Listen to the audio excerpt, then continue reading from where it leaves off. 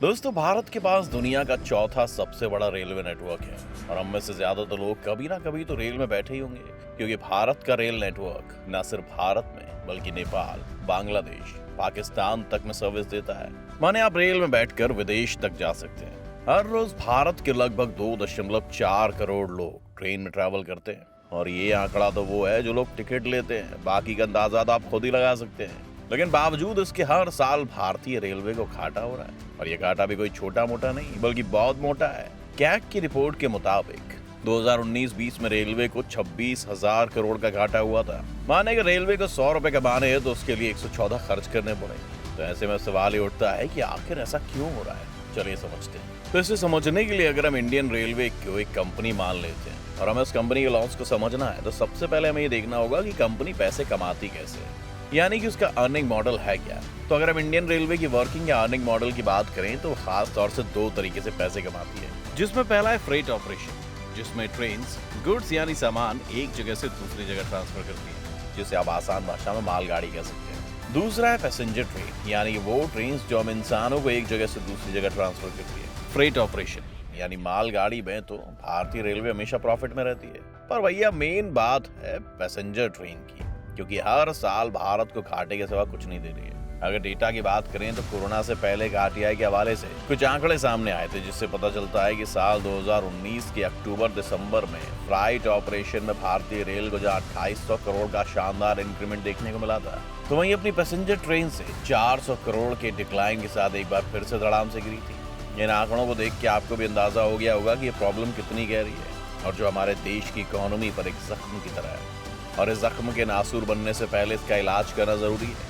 चलिए, अब आपको पता चली गया है कि रेलवे का इनकम मॉडल है क्या और कौन सा मॉडल कितने घाटे में। तो अब ये भी जान लेते हैं कि उसके लिए सरकार क्या कर रही है। तो शुरू से शुरू करते हैं। दोस्तों, भारत के आजाद होने से लेकर आज तक मिडिल क्लास और लोअर मिडिल क्लास का एक बड़ा तबका ट्रेन में ट्रैवल करता है, और इसी बात को समझते हुए आजाद भारत के पहले प्रधानमंत्री पंडित जवाहरलाल नेहरू ने भारतीय रेलवे को पूरी तरह से भारतीय सरकार की ओनरशिप में रखा। और इसकी सबसे बड़ी वजह ये थी कि भारत की हर क्लास और हर इनकम ग्रुप वाले लोग आसानी से अपने काम के लिए या कहीं भी आने जाने के लिए ट्रेन का इस्तेमाल कर सकें। लेकिन लोगों के लिए ट्रैवल अफोर्डेबल बनाने के साथ साथ ये भारत सरकार के लिए पैसे कमाने का भी जरिया है। और सारी बात यहीं से शुरू होती है, क्योंकि अगर आप किसी बिजनेस को लोगों की जरूरत बनाते हैं तो वो पॉपुलर हो जाता है, लेकिन यहाँ घाटे के चांसेस बढ़ जाते हैं। और यही हो रहा है इंडियन रेलवे के साथ। इसे आप ऐसे समझिए कि कुछ चीजें ऐसी हैं जो भारतीय रेलवे की जरूरत नहीं बल्कि मजबूरी है, जिसमें सबसे पहले तो ये कि उन्हें कुछ खास सेक्शन के लोगों को टिकट सस्ते दाम पर देना होता है। साथ ही पिछड़े और आदिवासी इलाकों में मालगाड़ी से माल भी सस्ते दामों पर पहुंचाना होता है। असल में रेट इतने कम होते हैं कि रेलवे को इसमें अपनी ट्रेन और इसको चलाने का खर्चा तक नहीं निकल पाता है। अब बात सिर्फ ये नहीं है कि इंडियन रेलवे सिर्फ इन इलाकों में सस्ते रेट देती है, बल्कि अगर हम नॉर्मल पैसेंजर ट्रेन की बात करें तो भारतीय रेलवे आपको एक रनिंग कॉस्ट से भी कम में सफर कराता है। एक डेटा के मुताबिक एक पैसेंजर ट्रेन को 10 किलोमीटर चलाने में रेलवे का खर्चा 73 पैसे पर पैसेंजर बैठता है, लेकिन ये आपसे किराया लेती है सिर्फ 36 पैसे। तो अगली बार रेलवे का टिकट को महंगा बताकर उसे गाली देने से पहले ये सोच लेना। वैसे रेलवे ने 20 मार्च 2022 से स्पेशल लेबल लोग, कुछ स्पेशल पेशेंट और स्टूडेंट्स को दी जाने वाली छूट के अलावा बाकी सभी तरह की कैटेगरी में दी जाने वाली छूट को खत्म कर दिया है। जैसे पहले 58 साल से ऊपर की महिलाओं को 50% और 60 साल से ऊपर के आदमियों को टिकट में 40% का डिस्काउंट मिलता था। अब ये तो सिर्फ एक छोटी सी परेशानी है जिससे बाहर निकलना कोई ज्यादा बड़ी बात नहीं है, लेकिन अगर सिर्फ यही परेशानी होती तो क्या ही परेशानी थी। क्योंकि रेलवे की अगली परेशानी है कमजोर इंफ्रास्ट्रक्चर। जी हाँ दोस्तों, भारत आज भी अपने 19वीं शताब्दी वाले इंफ्रास्ट्रक्चर को मॉडर्नाइज नहीं कर पाया।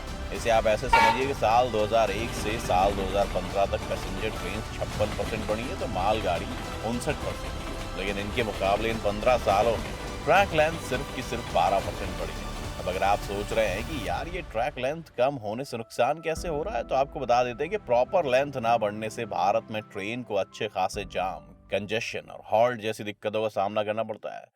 हर रोज कई घंटों तक ट्रेन सिग्नल क्लियरेंस के लिए खड़ी रहती हैं, जिसका असर उनकी स्पीड और एफिशिएंसी पर पड़ता है, क्योंकि खड़े खड़े ट्रेन में डीजल से लेकर बिजली तक सब पुख्ता है। लेकिन ट्रैक ही नहीं बल्कि हमारे प्लेटफॉर्म और ट्रेन के आउटडेटेड डिजाइन भी इसके लिए काफी हद तक जिम्मेदार हैं। जैसे कि आज भी ओपन डोर और window system, heavy rail coach और old chain and buffer coupling system के सहारे चल रहे हैं। और ये सिस्टम हमारी ट्रेन्स को मैक्सिमम 100 से 120 किलोमीटर पर आवर की स्पीड देता है, और हकीकत में तो ये इससे भी कम होती है, जबकि जापान और चाइना की ट्रेन्स की स्पीड 300 किलोमीटर पर आवर से भी ज्यादा है। अब अगर कुछ लोग कहेंगे कि हमारी आने वाली बुलेट और तेजस को भूल गए क्या, तो थोड़ा रुको, उसका भी जवाब है।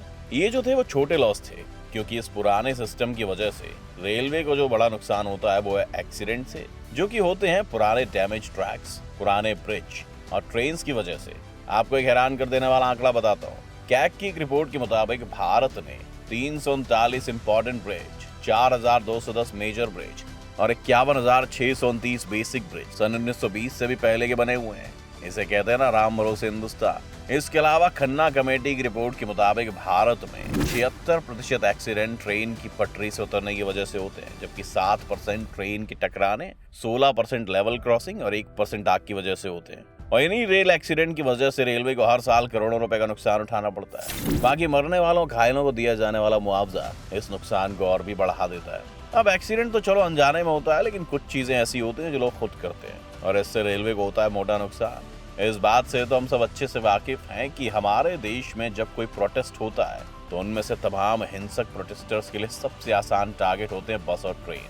सरकारी आंकड़ों के मुताबिक साल 2020-21 में रेलवे को प्रोटेस्ट की वजह से लगभग 467 करोड़ का नुकसान हुआ था, और अभी अग्निपथ वाले प्रोटेस्ट में भी रेलवे को 1000 करोड़ से ऊपर का नुकसान हो चुका है, क्योंकि लोगों को ये नहीं पता होता कि महज एक 12 कोच वाली ट्रेन को बनाने में लगभग 40 करोड़ और 24 कोच वाली ट्रेन को बनाने में 70 करोड़ खर्च होते हैं। अब जलाने में कितना समय लगता है, ये तो खैर वही बता सकते हैं जो ऐसे घिनौने काम करते हैं। इसके अलावा सरकारी कर्मचारी कितने प्रोडक्टिव होते हैं, उनकी सैलरी कितनी होती है, इस सरकारी महकमे में करप्शन कितना होता है, ये बताने की शायद जरूरत मुझे नहीं है, जिसकी वजह से भी भारतीय रेलवे घाटा झेल रहा है। भारत के मेट्रोमैन कहे जाने वाले ई श्रीधरन ने अपनी एक रिपोर्ट में कहा कि हर साल रेलवे की खरीदारी में लगभग 10,000 करोड़ का घोटाला होता है। उन्होंने ये भी कहा है कि अगर भारत को इस घोटाले से बचना है तो इसके लिए रेलवे को डिसेंट्रलाइज्ड करना होगा।